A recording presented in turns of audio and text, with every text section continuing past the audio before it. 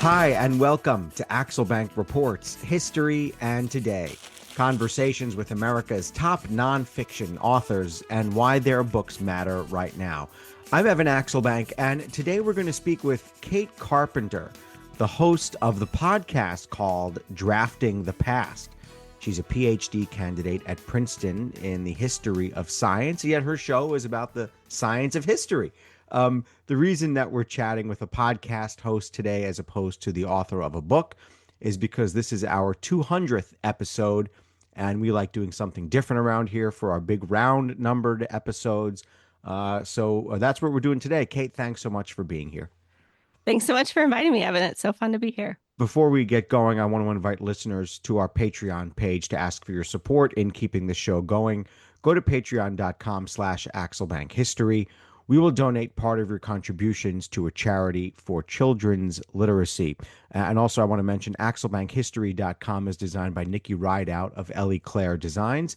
It has our most recent episodes, our featured episodes, and a link to that Patreon page. So check out Nikki's work at axelbankhistory.com. So for our 100th episode, I hosted a roundtable between me and three guests who all made their love of history into more than a hobby. So there was a podcast host, someone who ran a website featuring presidential history books, and there was an author of a books newsletter. This time, we're chatting with someone who has explored the art of history itself. And so I asked Kate to bring questions for me, and I have some questions for Kate about her show and about her work.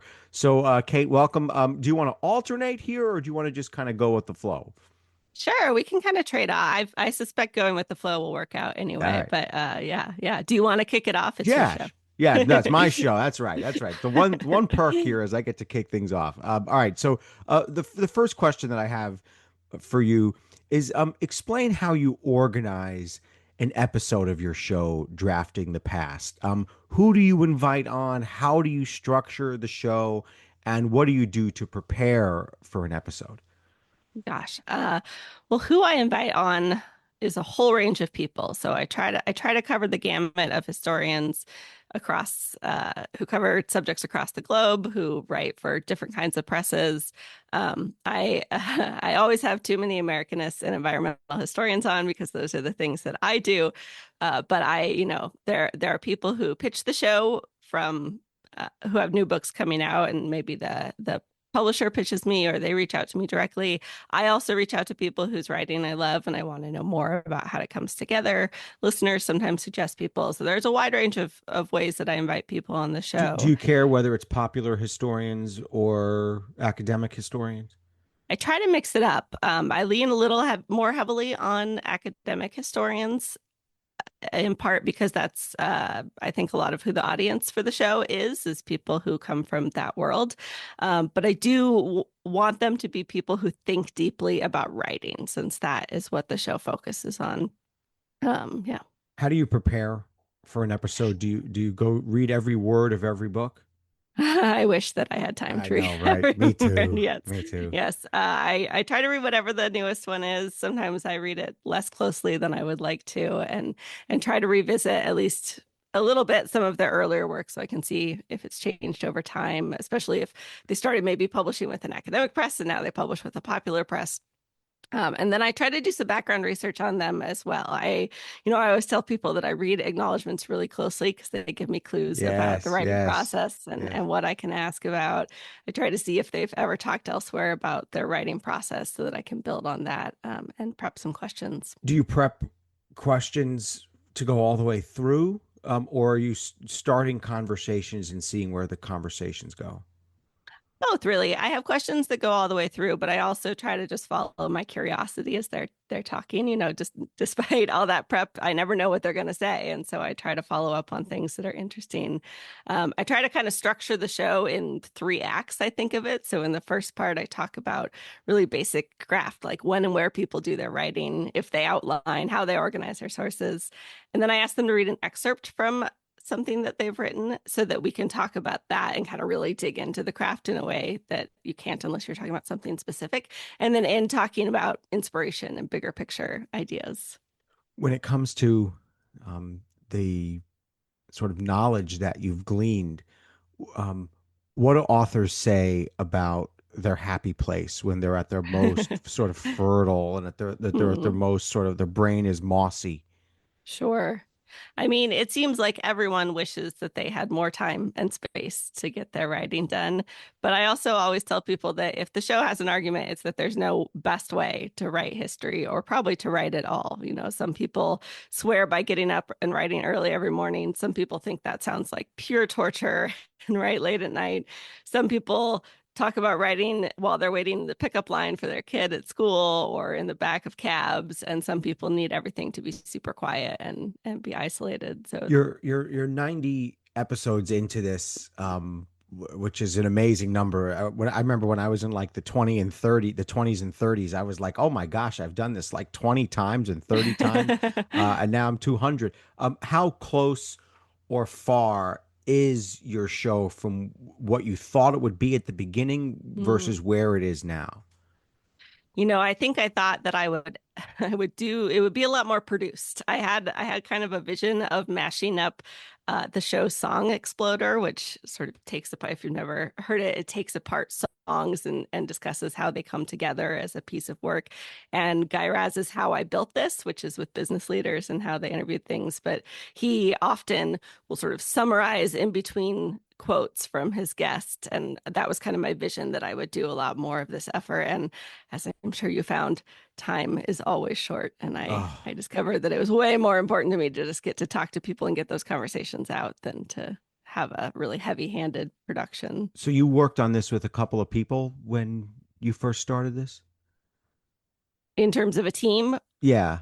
nope, it's just me. It was just you, yeah. And Yeah. do you remember having the idea and saying, "This is what I'm going to do, and this is how I'm going to do it"? Yeah, absolutely. So I'm interminably finishing up a PhD. And while I was in grad school, I was really struck by how rarely it felt like we talked about writing in history. My undergraduate degree was in print journalism, where we talked, of course, about the craft of writing all the time. And the fact that we didn't so much in history was so strange to me, because writing is so fundamental to what we do. So I had this idea for a podcast where, instead of interviewing people about the subjects of their books, I would talk to them about how the books came together. And I remember on Twitter back in the end of 2021, when Twitter was still a useful place for these sorts of things, I posted and was like, is this interesting to anyone else, or is it just me? Because I knew it would take a lot of work. And I was totally overwhelmed by the response. And it was like, all right, we're doing this. It's a weird feeling when people say, "Oh, I like what you do," or "Could I come Mm. on your show?" I remember when that first kind of hit me. Do you remember the feeling for you when someone said either they found your show or they listened to your show, and maybe you could have me on, or maybe it's a publicist who said, "Hey, maybe you could have an author on." Do you remember Hmm. having that realization that you'd created something that people seem to, not necessarily like, but find useful and find informative? I do remember being really surprised early on to get pitches for the show. I don't know if you felt that way too, Yeah. but at first it was like I didn't think anyone would even say yes, and then they all did. And then people started asking me, and suddenly I had to figure out who to have on and who not to. But for me, the most magical moment that still has ever happened to me for the show was that I was presenting on my own research at the American Meteorological Society conference. So, not a history conference with all these scientists. I was in a panel about history, and I was giving my talk about my own research, nothing to do with the podcast. And then it was time for the Q&A, and a woman came up to the microphone and she said, "Do you by chance have a podcast about writing history?" And I said, I do. Why? And she said, "Oh, I recognize your voice. I listened to it." And it blew my mind. It was the closest I think I'll ever feel to being a celebrity. That's awesome. That's awesome. Well, let's flip things here. Yeah, I have many more questions for you, but let's knock it around a little bit. I hate to say I'd be curious to field some questions, but I never get the please. chance to do that. So Right? I'd It's be very fun curious to to be on know the other what. side of the mic. Yeah, right. What do you think? What are some of the things that you've brought here and are curious about? Well, I'm always dying to know how people who aren't historians, who aren't trained as historians, come to history books. What do you look for in a history book? What interests you? Um, that's a great question. Let me just think for 1 second. For me, I'll start at the beginning. When I was 15 or 16, um, I was kind of in a place where I think a lot of teenage boys might be, which is that reading books doesn't necessarily come natural. Um, of course, I read the paper and I was always sort of interested in the world. And I'd had kind of a childhood hobby of like looking at the presidential posters with all 40 at that time, 41 or 42 of them, right? Because we were in the 40s, in the low 40s. And um, uh, I spent a lot of time on the subway because I was a New York City public school kid. And so you fill that time, people watching eventually gets boring and maybe curiosity starts to kind of come in.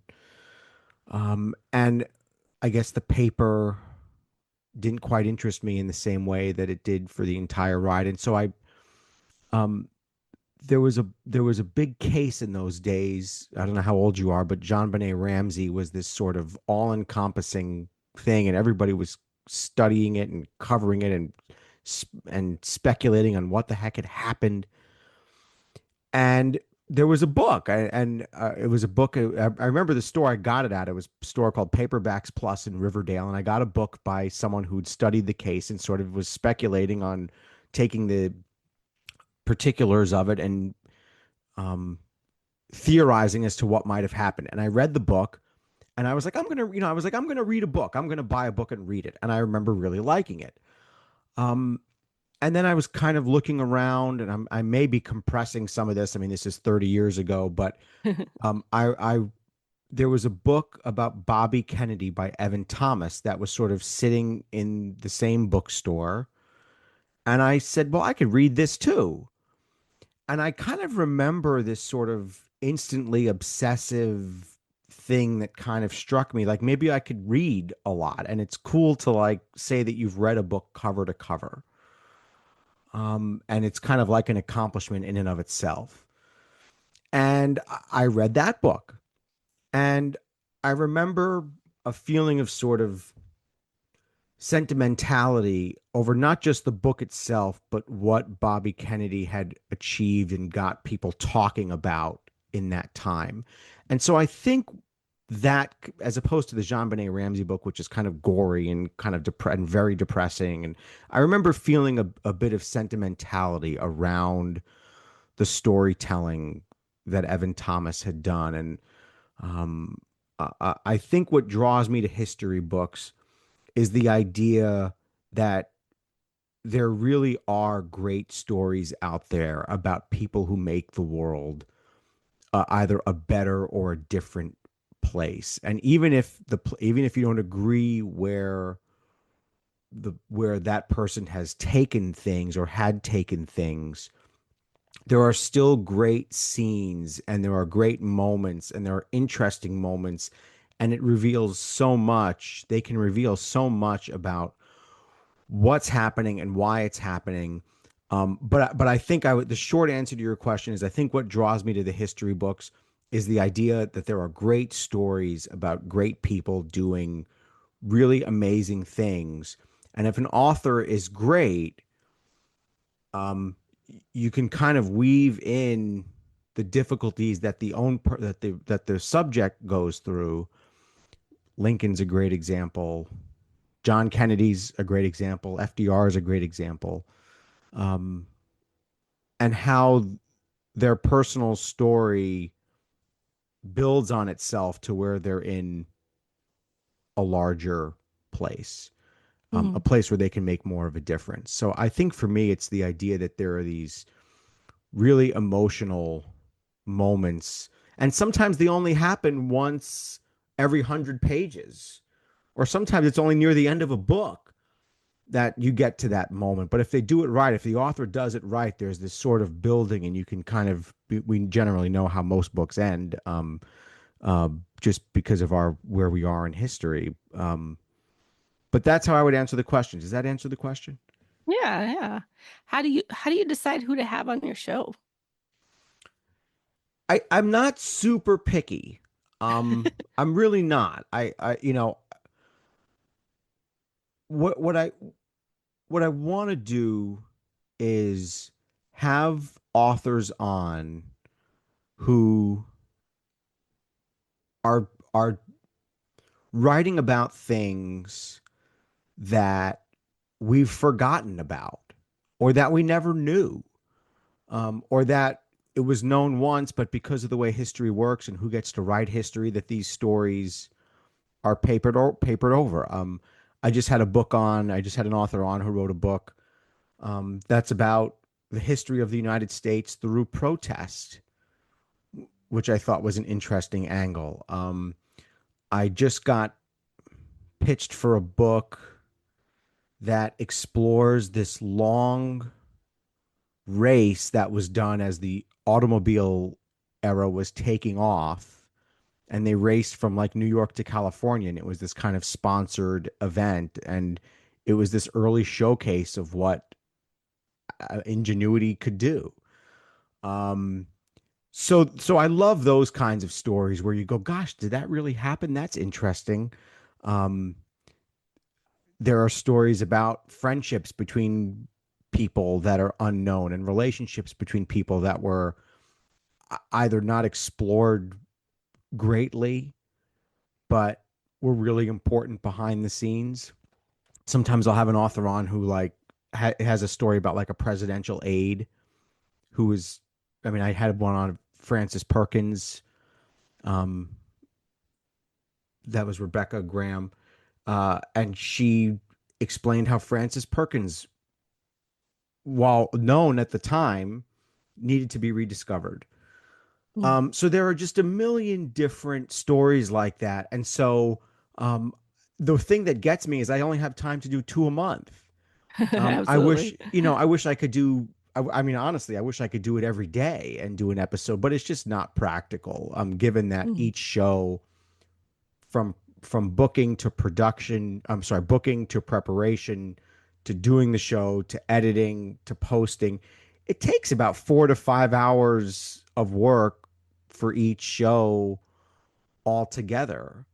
And so it's just not, I mean, I have to live a normal life, and I couldn't possibly do that every day. Um, and then I also like to chase the big guests. I mean, I also, I like to chase, an author who's really well known, and see if they'll come on. And I will say, I don't know what you find, 99% of the authors say yes. Mm. 90, maybe 95% of the authors say yes.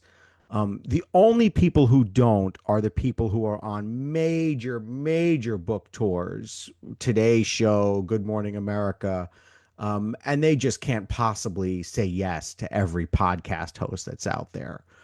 Um, and so, for me, it's something that, you know, I guess I guess I would sort of retract the beginning that I'm not super picky because I am picky, but a lot of it is about doing something that I'll think the listeners will find rewarding and say, geez, Mm. I never really knew that, or I wish that had been explored more when I was in school, or um, I'm curious to ask you, what are some of the things that, or what are some of the obstacles that you find with your show that stop it from becoming a mega hit, and I'm not saying it's not a hit, but I'm talking like Call Her Daddy or Joe Rogan. What do you think it is about what we do that that the obstacles are for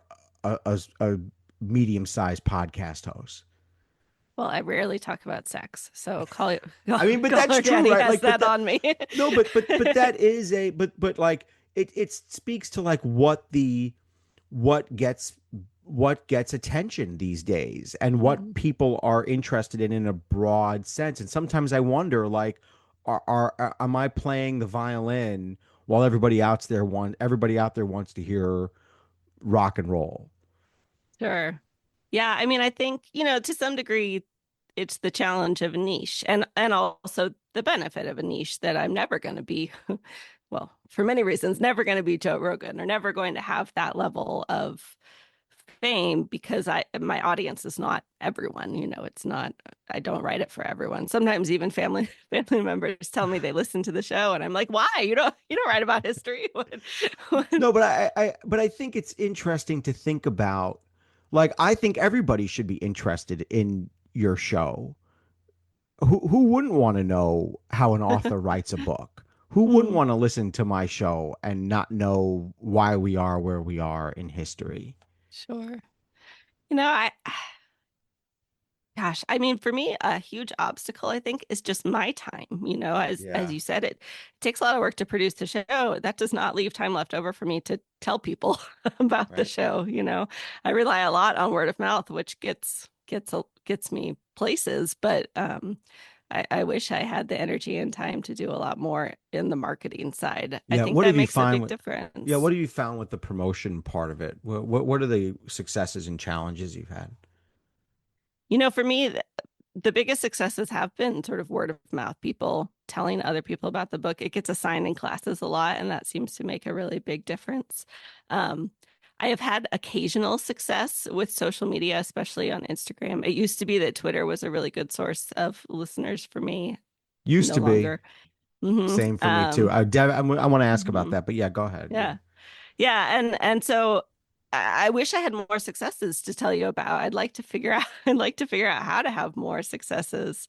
I'm trying to build up more of a newsletter list so that I'm not so dependent on algorithms and figuring out that component of it because it just seems like a lot of energy that is serving someone else rather than my show and my audience. Yeah, How about you? well, I think time is easily the first thing. I mean, no hmm question about it. If I had more time, 1 or 2 hours a day to build posts and to horse around with two or three social media channels, I would take that time. It just doesn't exist, and I just think cleaning the house and making sure my family's taken care of, and all the rest. I mean that is easily the bulk, and plus I have a day job. That's easily the bulk of the time that I can spend throughout the day. Um, I think for me, it's trying to figure out um, what the um, what the audience is, and it's Mm, trying to figure out um, is it enough to just post an episode and have people listen to it and share it? And sometimes it is. I mean, some of the episodes do really, really well. But I think it's maybe I would say lack of research and lack of like the scientific research of like this is your audience, this is what the episodes that are being listened to are, this is why this one's spread around, and sort of micro targeting that and saying this is how I can do every episode that way. mhm. Um, I think it takes pro. I think I'd probably have to pay for somebody's time, to do that, and that certainly wouldn't be um, something that fits into the budget of this type of a show. Sure, sure. I read a book called The Audience is Listening. The author's last name is Webster. I can't remember, it's Mike Webster, maybe, about building a podcast audience. And inspired by that, I did a series of phone calls with listeners at the end of last year. I talked to 20 listeners on the phone, which turned out to be way more fun than, than I expected it to be. But one thing that I really took away from those conversations that I wasn't expecting was that they felt a sense of community as a listener to the show, which was surprising to me because to me, I think of podcasts as sort of isolating is maybe the wrong word, but something you really do independently. You listen on your own somewhere. You're not talking to people. And yet they felt connected to the guests and to me and to the other people listening. And so I'm trying to figure out if there's a way to build on that sense of community to grow it because that seems to really matter to people, Yeah, like understandably. how do you figure out what the community is and what are the shows and the episodes and also the things that the host can do to build Mm, that sense of belonging during yeah. an episode. Yeah, I still don't know the answer to that, but those are all the good questions. Yeah. Um, who are the historians out there? And I'm not asking for names necessarily, but what are the types of historians who are out there who you feel don't get their due, who you wish were more famous or wish Hmm. were more widely read? I think that there are a lot of historians out there writing really great narrative history that is not getting the same kind of promotion because they are not familiar subjects or the historians themselves don't fit sort of a mold. I think there's still a real bias towards seeing historians as these sort of middle-aged white guys with patches on their jacket elbows that write presidential biographies. And I love presidential biographies. It's nothing against presidential biographies, but I think there's a lot of other history out there focused on maybe what we think of as smaller subjects or less well-known subjects, but they don't, both the historians themselves, but their subjects don't have the name recognition that those larger ones do. I'm thinking even about I had a historian on Isabella Morales who wrote an incredible book about this formerly enslaved family who then moved north and just tracking kind of their whole family's history. It's beautifully written. It won several awards. It did well. This is not, this is not a tragedy. And yet, it's not a book that you saw at the airport or saw, being talked about everywhere. And so I wish more of those kinds of books were getting the attention that they deserve. Yeah, What do you what do you wish more historians were doing in their books? most people who um most people who publish a popular history are doing this. Hmm. Sometimes I wish the details went even a little bit deeper. There's Mm. a guy who I've had on the show twice now named Randy Taraborelli, and he writes really amazing books about the Kennedys, and I love the books. And the reason I love them, and I've told him this, and I think I've probably told him this on the show, is that he finds a way to build scenes in ways that make you feel not, it's a cliche like you're there with them. I don't know that that's even the goal. I think it's the way to make you feel something. And I Hmm. remember the last scene of the most recent book that he had um, was after the president had been killed and his mother was out there, and she was out there on the beach, and he said she looked out over where her kids had played so many decades before. And I thought that sense of emotion, because it's a little bit of a, he's kind of inserting his own perspective on the moment, and academic historians would never be interested in a moment like that, or in a, because you can't necessarily prove it. But it is a fact that she was looking out over that beach where her kids had run around. But the idea of putting that sentence there made me feel something at that moment. Hmm. And then, he said, um, he quoted his mother as saying, "In the moment after he'd gotten shot, do you think he was alone? Do you think he felt alone?" That was the, do you think he felt alone? What a reflection from a mother on the death of her son, hoping that he could feel someone with him in that moment, even as his life, was fading. Um, and and that's something that an academic historian, or 99% of popular historians, wouldn't want to influence the the data, wouldn't want to influence the reader in a particular way. But I just think it worked. I just think it was one of those things that makes you remember something, right? When I write news stories, I always say, are people going to remember this or not? What's Hmm. something I can use to make someone remember something? And so for me, that's what I wish that that everybody would remember, is that when folks are writing, and I can't possibly tell an author how to write a book because there's a lot they know that I don't, and there's a lot they can do that I can't. But as someone who's read close to 500 history books in the last 8 or 9 years or so, I guess I have a little bit of expertise, and I just love those moments. I just love that. you know, what's the person really going through there in that moment? And, and sometimes it depends on what the sources have. I mean, he was lucky there were some sources that he could find that could verify these quotes. Um, but, I always think about that, the quote from the mother reflecting on the death of her son. Do you Mhm. think he felt alone? And so for me, it's those moments. It's finding, right? It's like every author on TR writes the moment where he X'd out the diary. Um, Sometimes I always wonder to myself, what did the pen sound like when he dashed it across the page like that?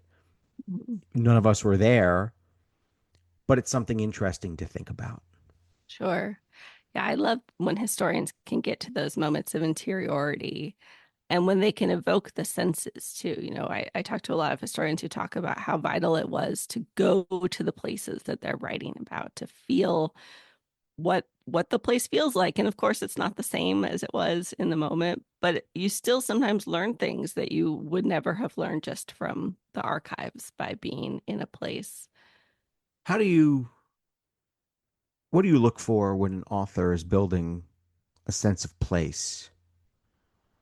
Well, I love to look for just the being able to evoke the senses when they're writing, right? And this is not always easy for historians because we are dependent on what's available in the archives.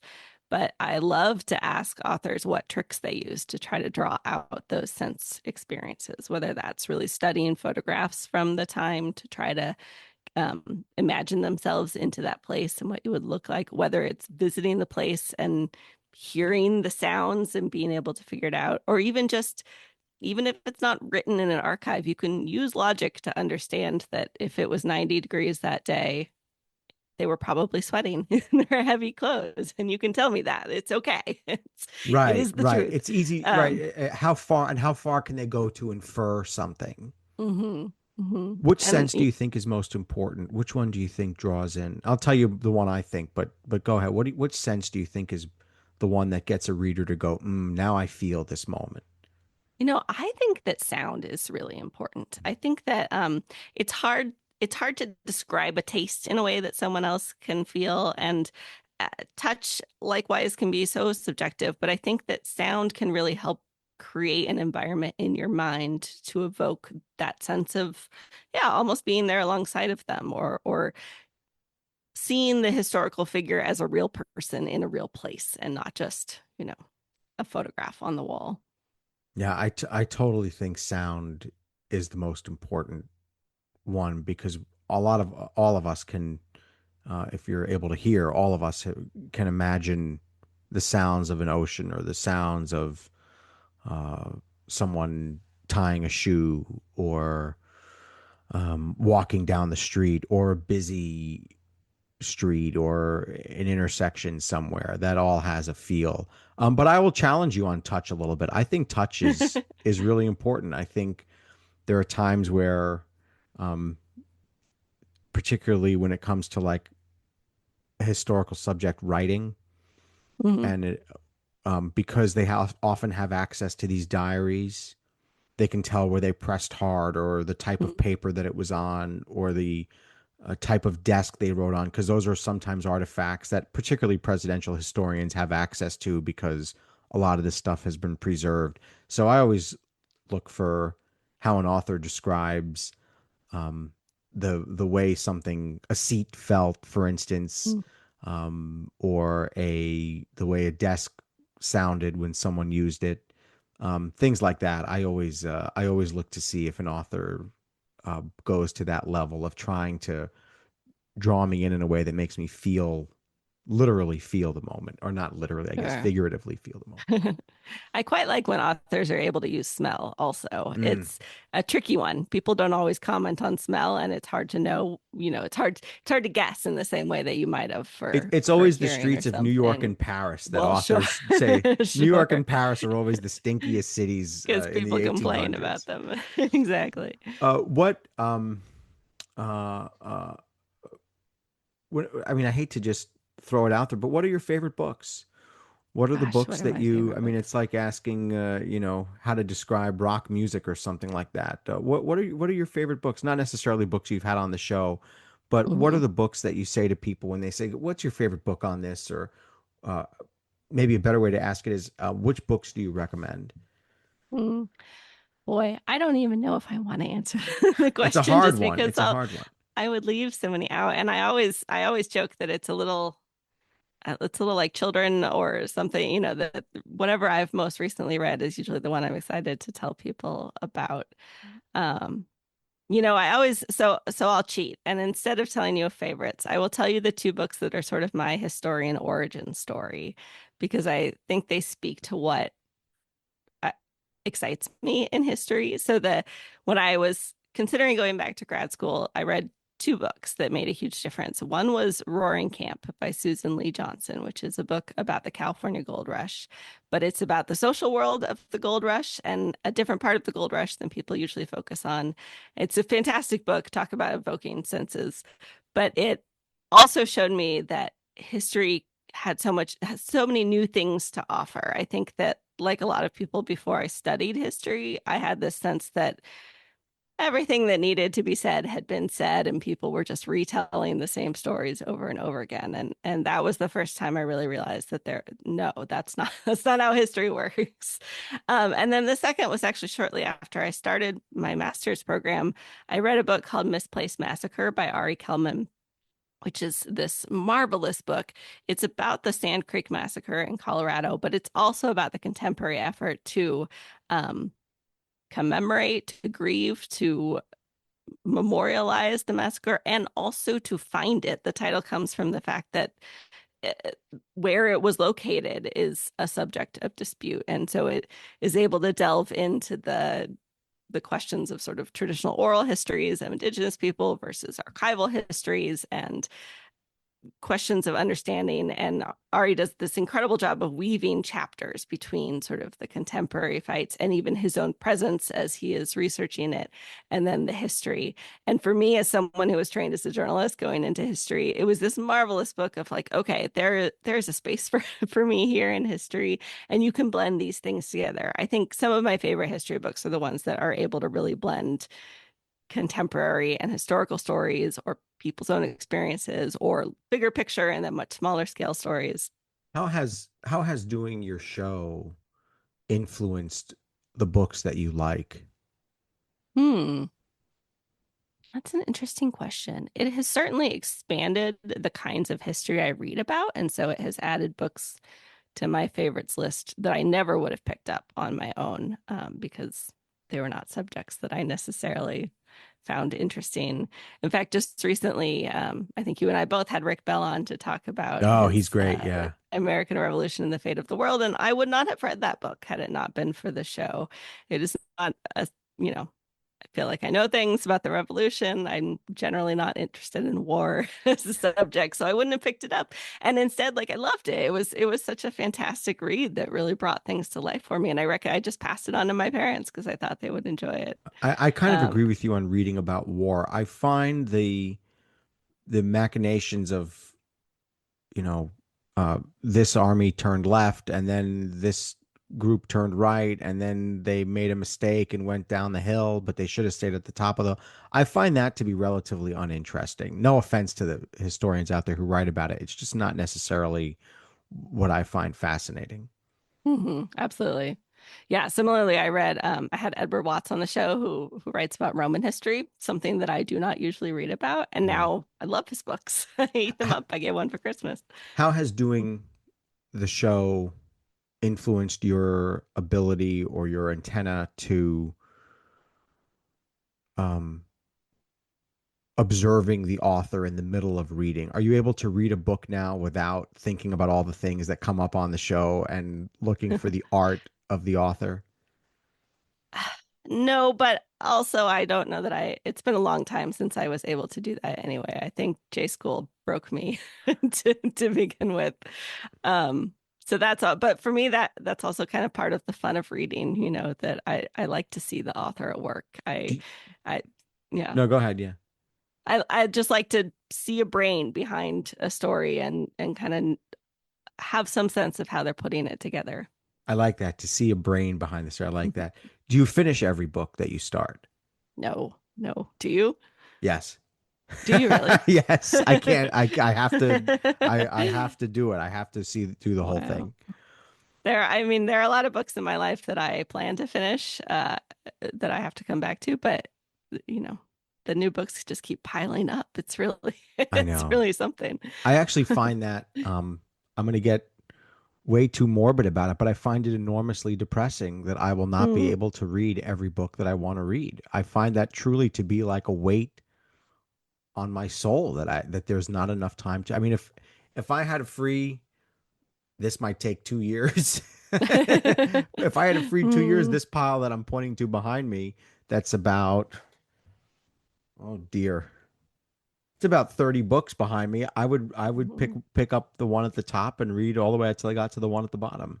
Sure. And I mean, not only do I get books for the show, but bookstores are my happy place. And so the Exactly. to be read pile is always growing. Plus I'm the library is at the end of my street and Oh it's gosh, that's like torture. well, so Oh I have a man. question for you. Do Yeah, you please. have a white whale for your show? Is there a historian you're dying to Absolutely. have on? Absolutely. Absolutely. And I don't want to distract him from what he's doing because I need him to finish his book. Um, You probably know who I'm thinking of. yeah, Uh, we all need him to we finish all his need him book. to finish, but Robert Caro is that, I assume that's who you knew. Mm. You talk about creating a sense of place, and you talk about creating a feeling, not just for the person and for the people, but for the work that Mm. he ended up doing. Um, I'll just be upfront. I multiple tearing fits, multiple crying fits during the first four books for multiple reasons. And you talk about. I mean, you talk about things that you remember. I can practically walk you through those books, book by book, without having the book in front of me, without having any of the books in front of me because there's four of them. Um, but I sort of knew we'd wind up here at Caro. But I, the way he's able, like I think about the chapter, the sad irons, all the time in the first one, before rural Texas had electricity, what life was like, particularly for women. And the grunt work of doing the stuff around the house. Um, it wasn't just the stuff around the house, it was their whole day and their whole night and their whole week and their whole year. And that idea of the sad irons, because doing the ironing made us sad. I remember reading, I was in a hotel room with my dad. I forget where we were. We might have been in Cooperstown at the Hall of Fame, or I don't remember where we were. But I remember I was up late at night reading. I had to finish that chapter, and some of his chapters are very long. Um, but I just couldn't stop. I just couldn't put it down. I take it you said we need him to finish. I'm sure you're a Caro fan as well. Sure. I don't know if I know any historians who aren't Carol fans, and there's that fear that he won't get it done. Um, he has the fear too, and I imagine. he did a recent article, and he said I'm aware of the timeline also. Now, from what I remember, and I've read every word ever written about him and written by him, from what I remember, he has said that at one point they were not going to release the book, the fifth volume of the Lyndon Johnson series, if any of you aren't familiar with it, but they said they were not going to release it if he died before it could be truly finished. But I Mm. believe that has changed. I believe they will put out what he does. I mean, he's like 90 years old or 91 now. But he's writing and he's working and he's doing it every day. But I can't imagine how he's going through the entire Medicare thing and the entire Vietnam War, which are books themselves. Hmm. At one point, he was going to travel to Vietnam to make sure he knew what it felt like, right? The sense of place for a soldier to be there when bombs rain down on them.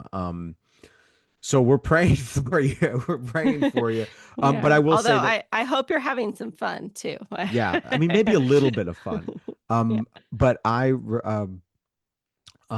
remember that he was he had shifted from writing in his office to writing in like a cabin in Long Island.